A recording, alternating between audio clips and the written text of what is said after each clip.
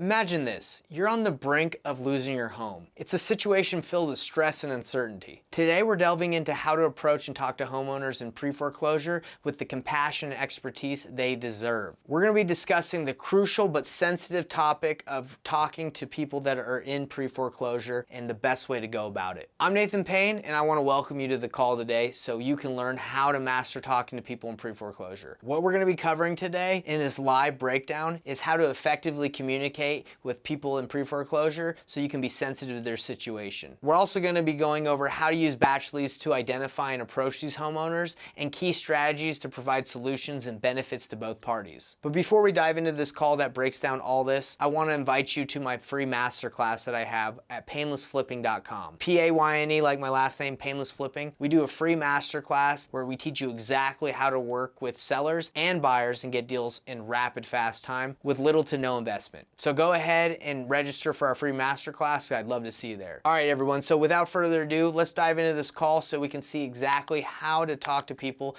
that are in foreclosure with empathy and being sensitive to their situation. Let's talk about getting a hold of these people. Let's talk about getting a hold of this list. So there's multiple ways to get a pre-foreclosure list. Obviously, Batch Leads has data that you can get it from. You can also get it from your county. I get mine from my county for free. I just asked my title company. I just said, hey, title company, can you send me the pre-foreclosure list every month? So every month they send me the new pre-foreclosure list. Okay. And, notice the default. That's kind of the list that I get, just to let you know, that's when they stop making payments and then they get a notice that they're in default. And I think there's 90 days. I know all over the United States, there might be different processes and stuff, but that's the list that I get. So as soon as someone hits that list, that doesn't mean that they're like ready to go. A lot of people just chill like the whole time. And they're like, well, I'll figure it out. And when I've called someone on our last call about this, they were like, no, don't talk to me, because they're getting a bunch of people calling them just like, you want to sell, you want to sell, you want to sell. So we're going to try and approach this from a different way. And we're going to show you how it's working for a lot of people I've talked to. A lot of the top marketers that send marketing messages out, they say this is the best way to approach people in pre-foreclosure, probate, these situations where, look, you're not in their shoes. You got to put yourself in these shoes. They are losing their home. They do not want to get a call from someone saying, hey, my name's John, do you want to sell?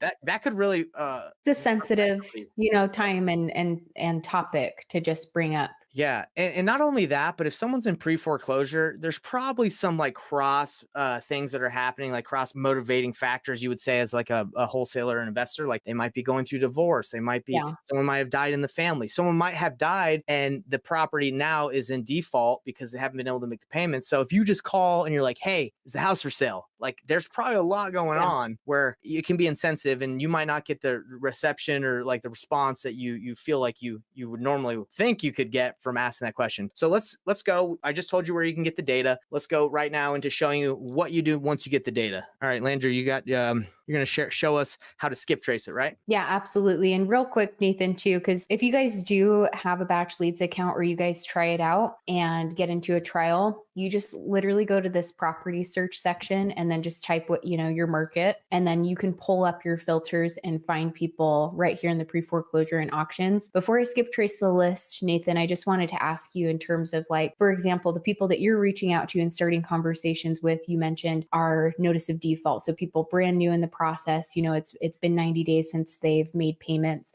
and now they're getting an official notice. What's the difference in reaching out to somebody that is brand new in that compared to somebody that maybe already has like an auction date, which you guys can filter in here too? But what would you say on that? Auction date is just, it's coming up sooner, right? They have a date for the auction. So that those people you could say maybe might be further along the process. It might be more motivated. Yeah. Do you notice sometimes with, I guess it's kind of just like a mix with the people that you're getting, people that are maybe a little bit in denial in the beginning of the process of, Yes, a lot of people, there's actually people that are like masters of staying in pre-foreclosure, or they get in and they get out. They get in and get out. I talked to someone that bought a house that had been going through that process for like 10 to 20, I think he said 20 years. I don't want to like get too crazy. Really? Like getting in and out of that process or okay. That long. They played the system and eventually they like weren't able to do it and they lost the house. And then that's why he bought it at an auction.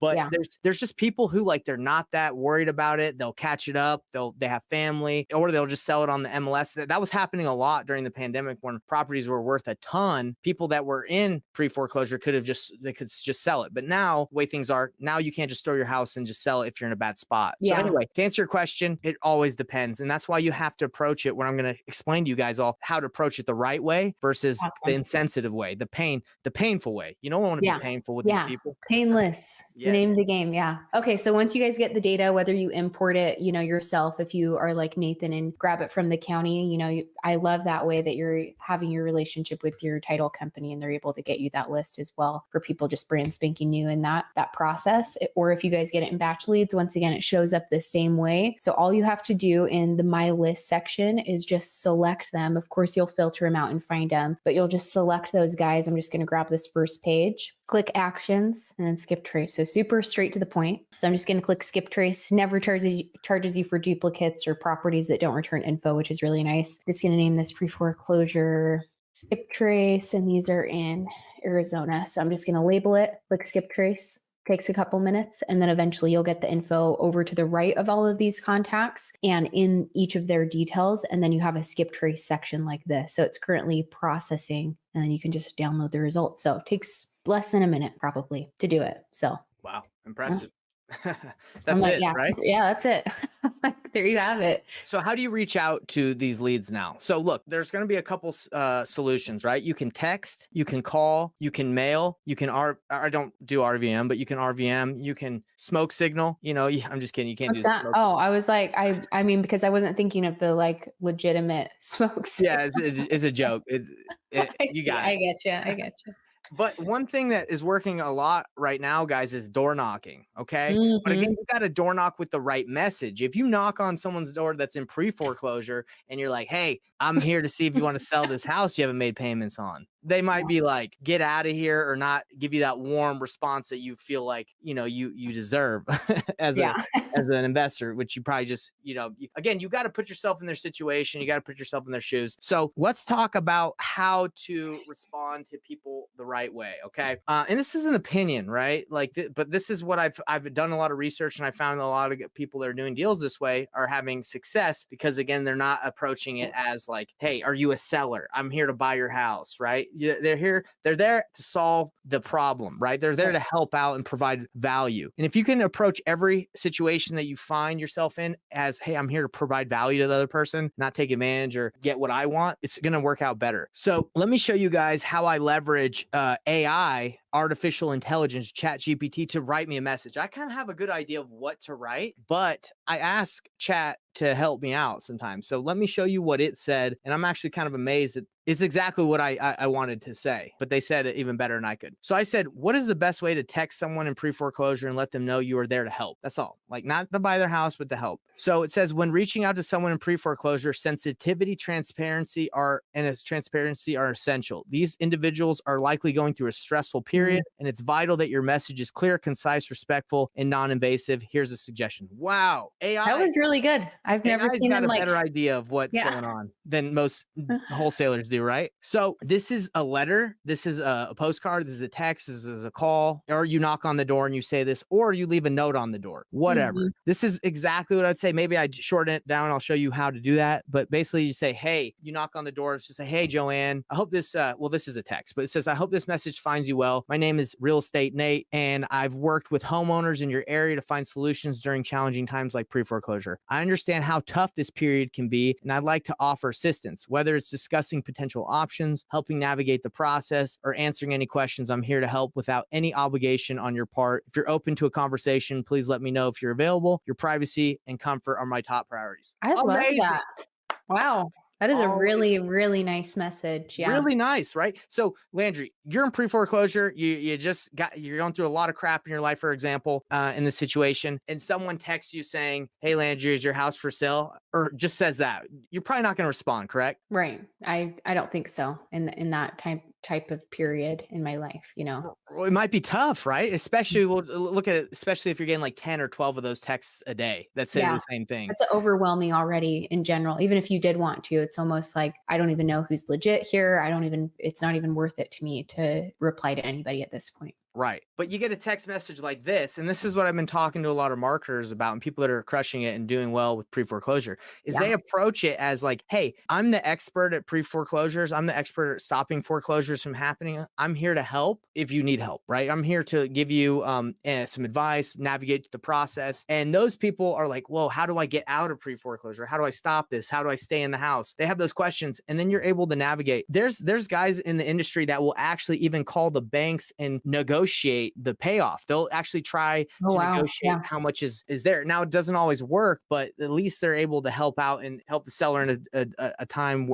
I keep on saying seller because it's ingrained in me, right? Yeah. Help Right. the Right. person that wants to stay in the property or at least know their options. Right. And that's the best way to work it. So everybody, if you type something in like this, you can even ask chat to be like, can you shorten the message a little? You can ask it to improve it, right? It's so I always forget about it, how cool. I think we were talking about last time you could tell it to do it in the tone of somebody Yep. somebody out there, which is kind of cool. So Say switches it up. this in the tone of David Spade, I think. Yeah. That is what it was. Yeah. And let them know I am an expert at stopping foreclosures. You Let's can see get what really happens. specific with this stuff. Yeah, let's see. Channeling David Spade's typical car sarcasm yet humorous tone. So guess who's become the go-to expert at stopping foreclosures? Yep, it's me. Shocking, right? It's if you're tangled up in that foreclosure web, let's chat. I promise no pressure and all privacy. And who knows, maybe I can actually help. But I totally can. I kind of like that. Hey, that's actually not bad. Well, I think this is super helpful to have, like, if you had different templates, to switch it up, different tonalities, see what works. Like for anybody in any part of their business, it's always really beneficial to see what marketing method is working best, what list is working best. So why not with like your messaging? So that's really cool. Bam, like you said, hey, it'd be cool to have a couple different templates. So Oh, there you go. say, give me 10 different templates, right? Oh, that's awesome. Super So quick. No super brain quick. power. No brain power. So, guys, this is it. Like, I'm kind of trying to change your mindset, and it's not just me that's